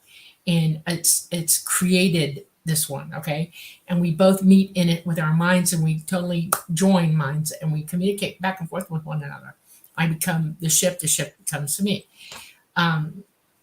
In doing this, I learned a second thing that we do, and we used to call it spying. When we come to a place and we're looking for somebody, we remote out. The ship generally does it I can do it, but the ship will do it, the being in the craft. And when they do remote their mind out, you see it as a giant white orb. It's about this big, okay? And it's solid. It's not fluctuating or anything. It's a big white bright light, and it looks solid like a ball. And they come down and they look around. They're spying to see if they can see what they need to see. They come back. Their consciousness comes back up to the craft, and that's what they do. It's a type of spying. I learned that I can do it, but I'm not a great big white orb. I'm not that developed. I come out as a blue orb, a little one, about the size of a tennis ball. And I creeped myself out the first time I did it because I went by a mirror and I actually saw myself. I was like, holy cow, that's me. And then I had some friends actually say, come out, remote view us, come out to where we are, and we'll see if we can see you. And they did. They took pictures of it. You can see me as a blue ball. That is one way that ET uses orb tech. It's just their mind remoting out. What you said, though, when you're free of your body, you're light. And if you're hanging around with your family or coming to visit them, sometimes people see you as a ball of light. Okay. And it just depends on how developed you are at being energetic enough to be here. And I sometimes they can push out and try to look human to you. You see what you would call a ghost or whatever, but that is another way that an orb can occur. And then there are natural orbs that are on this planet. It's a natural phenomenon. They're electrical, and you can see ball lightning can be as small as a marble or as big as your house. And it rolls around and it does things, and people sometimes see those things, and it's any type of size. It just depends on the amount of electricity involved. Big high tension wires can arc off into orbs also and just roll across the sky, or they drop to the ground and they spiral around. Those are natural phenomena, but it's all light. It's all energy. Anyway, they have something in common with each other. That's what I was taught. That's what I learned how to do. Cool. So. Preston, you're muted. You're muted. Hold on. He's saying, just a minute. He's got to figure it out. Sorry. Yeah. A lot of people do have orb experiences, and there's all kinds of photography of orbs, which I'd recommend being very careful about, because some of these are dust mites, I think. But yeah, orbs is a big thing in this field, and I think we're definitely searching for answers on it. So yeah, I appreciate you guys saying that. But I've got more questions from the chat, and here is one from Robert Allen Yaffe, who has a very kind of interesting question. What kinds of these experiences enhanced your ascension the most? That's a big one to unpack. So I don't know how you can. Or I think. Well, as I mentioned before, I got that download and I created the 9 steps to quantum health transformation. So what that program does is it helps you. It helps you to create a physical environment. I call it the body temple. And so the body temple needs to have certain elements in order for us to have ascension or contact or things like that. Now, I know people have terrible diet and they have no problem making spiritual contact. I can't speak for them. I can only speak for me. So in the 9 steps of quantum health transformation, and by the way, you do step 9 first and step 1 last. So step 9, 8, and 7 are all about opening your mind.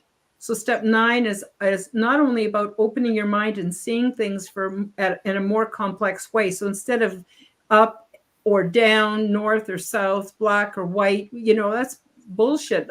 Everything else is in the middle between those two, and learning to recognize it. But also doing shadow work where we get in touch with the less likable aspects of ourselves. Because until we have both our light and our shadow working together, we're only operating like trying to fly with only one wing. We're missing half that information. Step 8 is all about technologies like grounding and different things, like even affirmations that can help us. Those all help raise our frequency and open our mind.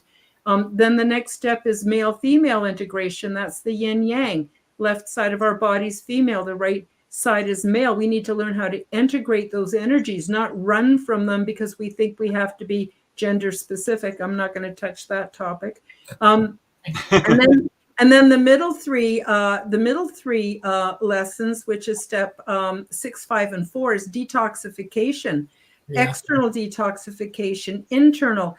What is real food? What isn't? Because 90% of what's sold in the supermarket is not real food. Nothing shuts you down your health and your natural ability to ascend than garbage that we think is food and it's not. Well, same as our cleaning products and our personal care products, and all of that needs to be looked at. And then also we need to learn how to detox emotionally, because all of our emotions are given to us for a reason, and we have a right. It's our birthright to have and express all of our emotions, and we learn how to express them in appropriate ways. And then we need to detoxify from the construct. And until we do that, we're still running under this programming that's undermining our ascension process. Then the last 3 steps. So first, you open your mind, then you detoxify your body and everything else, and then you're ready to start really getting somewhere. And then the last 3 steps are things like how to supercharge your manifestations, how to make them work for you. Some people are always trying to manifest something and then they give up and they start to manifest something else, and they end up with this energetic big mess. They never get focused. They don't know what they're doing. Also, how to create your own spiritual framework that you can hang everything on. So if you're into fairies, great. If you're into angels, or if you're Catholic, none, it doesn't matter. A spiritual framework is something that you create for yourself that's ideally suited to yourself. And within that framework, we start to make contact. And then the very last step is spiritual exercises, which really just teach you how to love. What is love? How can we express love? And that has to start with loving ourselves first. And most people do not know how to love themselves. So, that program is absolutely free, and it's for humankind, those who want to use it. Now, it's not the only way, it's a way. So what I recommend at the beginning of each video or, piece of information is that people keep an open mind, take the information in, and then use it as a jumping off point to go off and do something completely different that achieves the same goals. You don't have to be a vegan. You don't have to be a meatitarian. You don't have to be on any specific. You just need to know what's real food, what can our bodies use, and things like that. So that's sort of how, yes, these experiences have helped me in my ascension. And the more I do that, the more contact and easier it is. I have a giant question. Do Canadians fluoride their water, fluoridate? Oh, God, yeah. Not just fluoride and chlorine. They also put in all kinds of other things. Not to mention, they never filter out all the pharmaceuticals that people are peeing out and pooping out and dumping their pills down the toilet. That's never filtered out. All the hormones, all the waste from all the oil and gas and the farming. So it's not just the food you eat, it's also the water you drink. Oh, right? Absolutely. Absolutely. I buy spring water. I only drink spring water. Right. All right. Well, I have another question. I'm hoping to get through a bunch of these because we only have like 15, 20 minutes Sorry, left. no, they don't allow us humans to get on the ship. Never going to happen.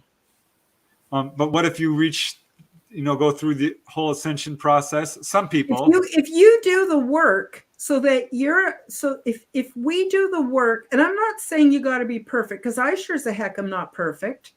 But when we're really trying to reach that next level of our evolution, then they can work with us. But until then, can you imagine if they just took all the people, out looting and fires and this and that, and they're going to put them on the big ship? I don't think so. Control. I love you. You have cojones for telling the truth about that. If we're not thinking about Well, I'm not doing this to be popular. I'm trying to No, help just tell people. the truth. You know, That's we right. don't have any control over our thinking, and we can't be present. We can't do it. What the hell is going to happen if you get a bunch of these people up onto the big ship? It's going It's to not be, going to be pretty. you're going to take They the won't do it. infection. They And absolutely that's won't do why it. I've been told that we on Earth are quarantined. So we're quarantined until we can learn how to behave ourselves. And so I guess, I don't know if we're limited to our solar system, or if it's a pretty small area compared to what's out there, right? So no, I'm sorry. I hate to tell you this, but No, it's good. It's good news. Yeah, listen to what they say. This is the absolute message from ET. Stop being a slave. Wake up. Learn to use your abilities. Detox your body. Detox your mind. Get away from being told everything, what to do. No negativity. Turn the TV off. Quit listening to them jibber jabber, because you're not listening if you do that. When you open your mind, you are listening to the universe talk at that point. ET can get through to you that way. And once you start that conversation, you're on your way. But that is their absolute message. Wake up.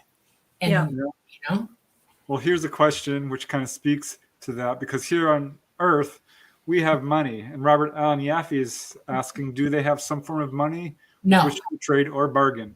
absolutely not. No. There's no concept of money. There's more than enough of everything. Like everything at the end of the day, you just, whether if you're finished eating, whether it's your clothes you're wearing, whatever, it all goes into like a chute.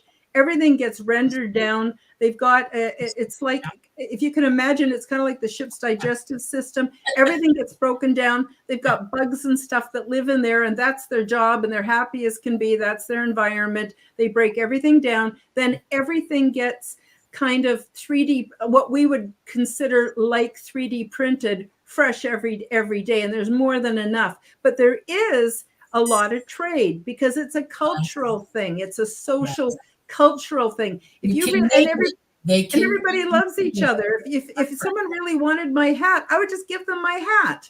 I can have a new hat. They can go make their own hat. Like, yeah, no greed, nothing like that. Nothing like that. Nothing. Money is a slaver's tool. Yeah. Instead of the whip, they goad you with money. They tell you, oh, you can buy this, and they make all the pretties for you to try to go and grab. And it takes all your attention away from the fact that you're now under their control. No money. Yeah, money is the whip, but nothing like that. Right. That's would be a ridiculous concept to them. Right. So here is a related question to all this, which you've already kind of answered, and Dolly has certainly talked about this.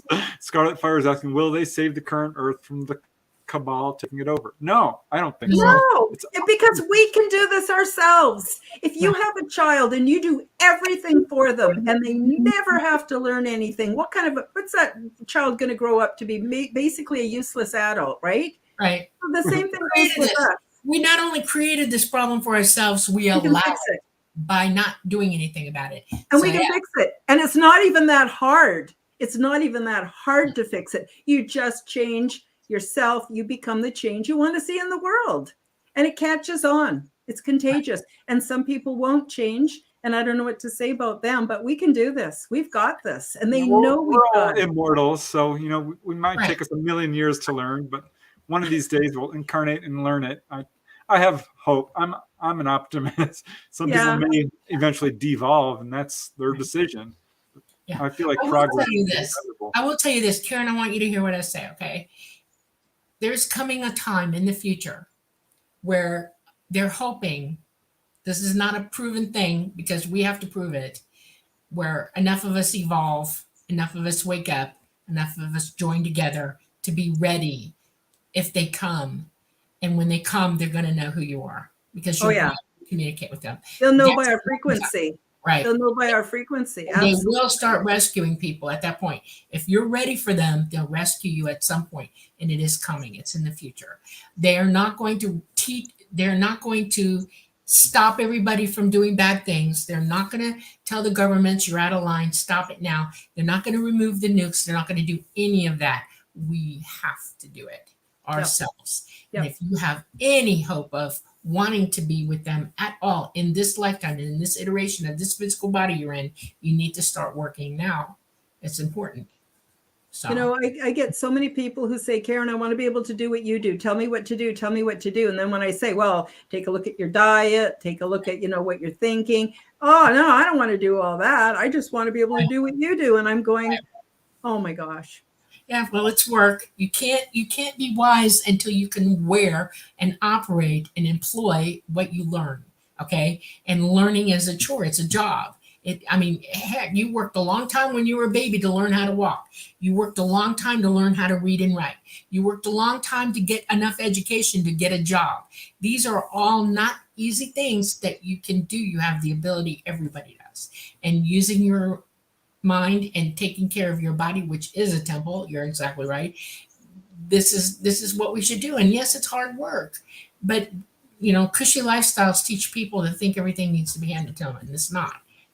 There's coming a day where you might regret not doing anything in your life to help yourself. So think about that. So yeah, don't wait too long, guys. Get on it. Really become the change you want to see in the world. The other thing too is you've probably all heard about the whole 100th monkey thing, where we don't need 52% of the world to wake up to change. No, we only need something like, I don't know, less than 10%. Once 10% is woke up, and we're getting there, whammo, everything is going to change. And then basically it's going to be like the little dog on the Wizard of Oz that pulls back the curtain, and we're going to see who's running things, and it's just all a big fake.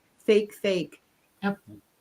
Yeah, I know. I see in chat some of you guys came in late, and you want to catch up, but you'll just have to watch from the beginning. Watch the replay. Yeah, we're talking with Karen Holton. She's a contactee, and she's talking about her experiences. Yeah. But here,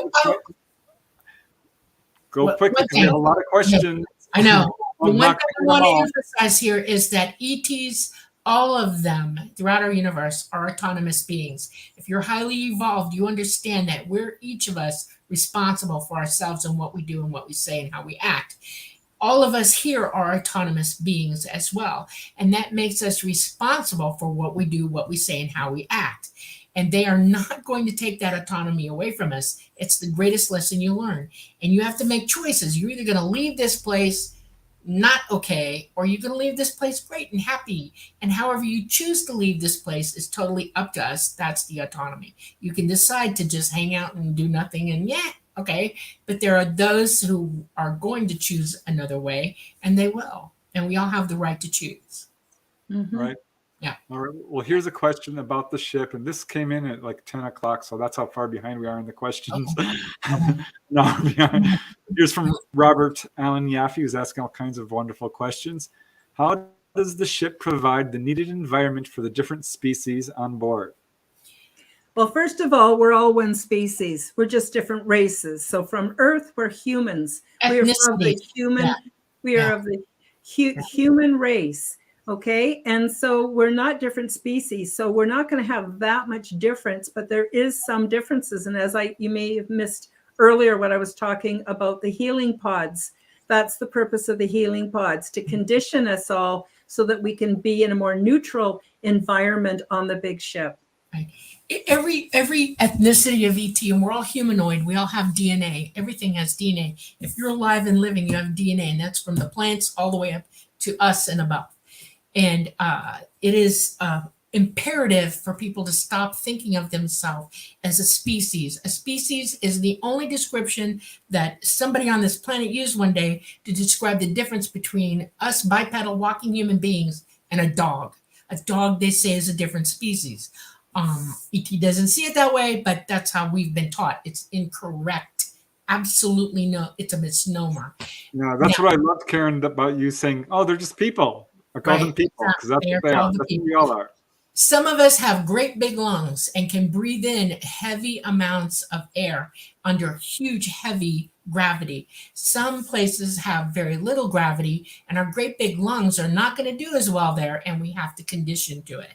We have to get used to doing that.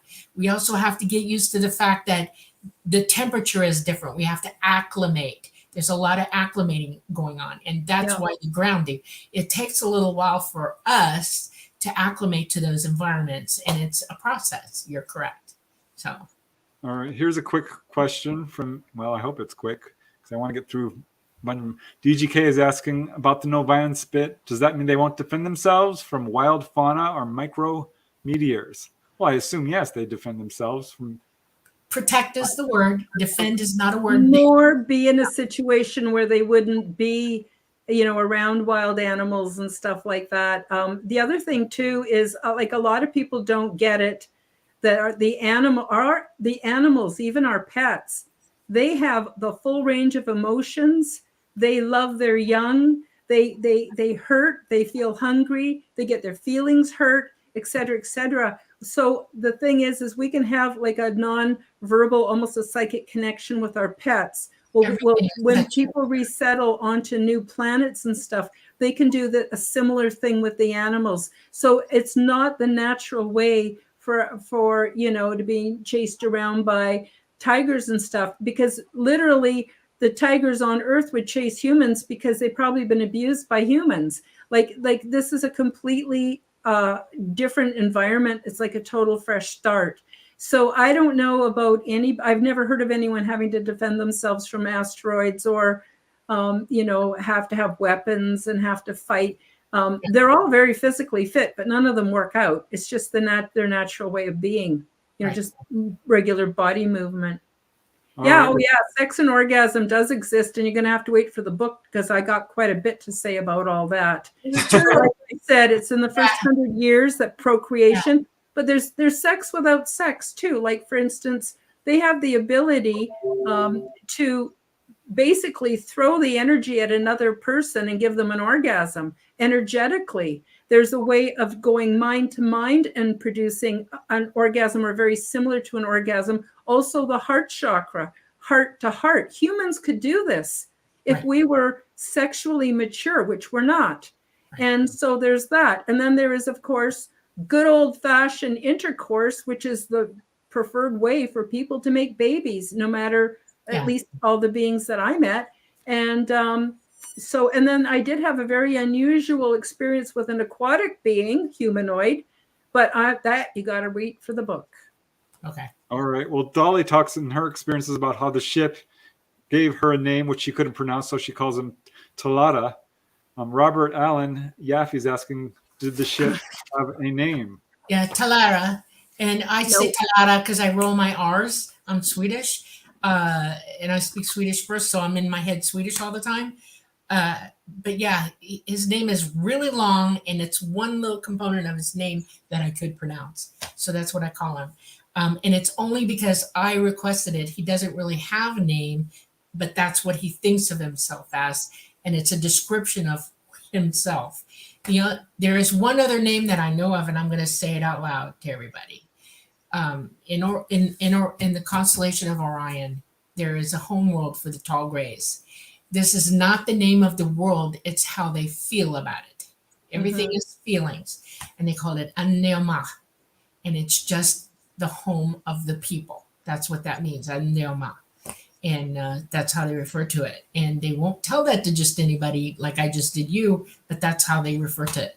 It is a feeling. It is you're one of the people. That's why the people here learned that from them. We are the people. They all are the people. So that's it. But when I'm there, they don't call me Karen either. They call me impulsive, joyful, human. Yeah. So it's not, they don't use the words, but the concepts of impulsive, I'm impulsive, joyful, helper, human, because I always want to get involved in everything. That's roughly translated what they call me. But the other thing too is besides using telepathy, there is some gesturing, and depending on the being, some gesture more than others. But it really doesn't take long before you get the knack of it. There are assistive technologies that you can use. I didn't want to use them. I wanted to learn how to do it. There you go. All right. We only have time for just a few more questions because I want to give you some time, Karen, to talk about all the wonderful things you are offering people. But here's an important one, I think, coming from Janice Conant. Ever since Karen started talking, I've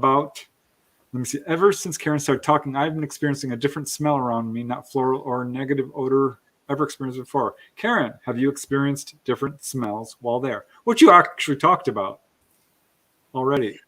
Yeah, but the other thing too is some beings have very sensitive smell and some not so much, and we all have our own natural odors and stuff. So I just want to talk a little bit about the ship's respiratory system, which is like a ventilation system. And so there's something, I don't know what it is, but it comes out in little poofs. It's kind of like dust, and it sort of cleans everything and then gets sucked back into the system. So it's actually part of the ship's respiratory system. And so you don't notice a lot of odors. But if you go up to some of these plants and you just bury your face and have a good smell, you can absolutely smell them, But on a spiritual context, though, this is a little bit different here on Earth. If I'm making spiritual contact, sometimes I can sense smells. I definitely pick it up in my olfactory system. And I don't think I'm smelling a being. It's just a smell seems to be associated with the energetic experience of making contact. You want to know what I learned from the tall grays? This is crazy, but it's true. They smell each other. That's how they greet. They put foreheads together and they inhale each other. And everybody has their own smell and they know who you are by your smell. And human mothers, it was brought to my attention when I had a baby. I was taught to catch the smell of my baby, that it's important for me to know what my baby smells like. I could pick her out of anywhere. And I did. And I learned also that human beings, us, are very related to the tall race, and that it's one of the things that we do. And it's very important to human beings to use their smell. Now, here's the other one. If you have a relative who passes and they're coming around you, you're going to smell them because yes. This is that person, and you associate it instantly with that person trying to speak. Yes. Yep. All right. Well, we're going to have to end it here. I wish I could get to more questions. Just this last one. Yes or no? Karen and Dolly, do you consider yourselves starseeds and light workers? Yes or no? I would say no. I don't have a title. I don't represent those beings in any way. I'm not their grand poobah. I'm not their spokesperson. I'm nobody special. Right. I'm just Karen, just trying to deliver a message. That's it. Yeah, just trying to get it right. That's it. Well, we're gonna have to pretty much stop here. I just want to give you a chance to talk a little bit about the products and services you offer in a minute or so. Can you?